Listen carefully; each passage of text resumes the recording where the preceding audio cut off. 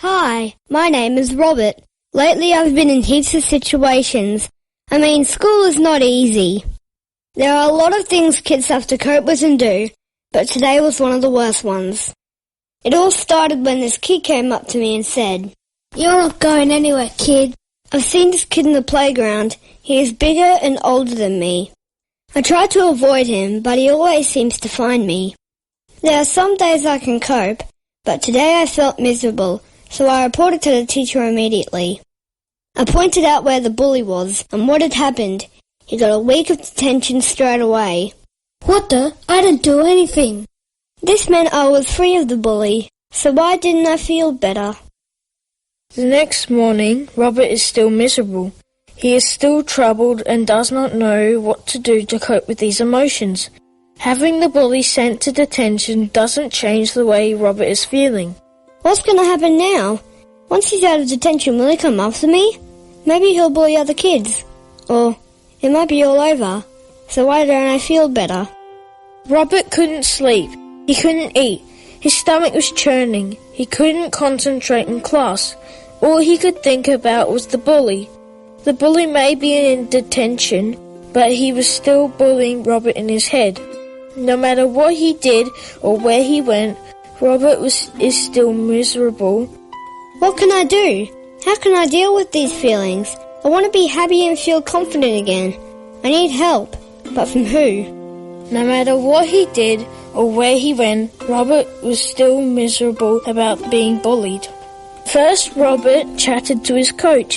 He told him what had happened, and his coach suggested that exercise helped with feeling good about yourself. Exercise creates positive feelings. It helps you relax and makes you feel like you have achieved something. Go for a run, kick a ball with some mates. Go to the skate park and carve up that bowl. Get some exercise. It will definitely help clear your head. Robert tried everything the coach said and it helped, but some of those old worries were still hanging around. Robert thought that he needed something more. Mum suggested Robert should book in to see the school guidance officer. I have tried exercising, but I still don't feel normal. I still feel sick when I think about the bully. Robert, when we are stressed or hassled, we often forget to breathe well. Our breathing becomes shallow and fast. We don't get enough oxygen for our heart and our brain to work properly. You need to stop and think about taking longer and deeper breaths. Deep breaths get the oxygen circulating and you'll start to feel calmer. How many deep breaths do I need? Enough to fill up a large balloon. A hot air balloon?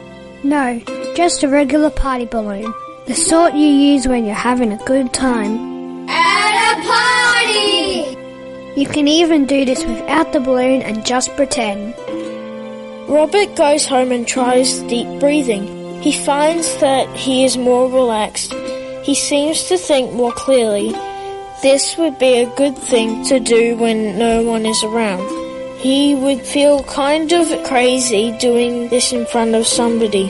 The next day, Robert's teacher asked how he was going after the incident in the playground. Robert could have flipped her off with a passing line like, "Okay," but he decided to tell the truth. The bullying thing is still bugging me. I tried just not thinking about it, but that didn't work, so I tried to get help.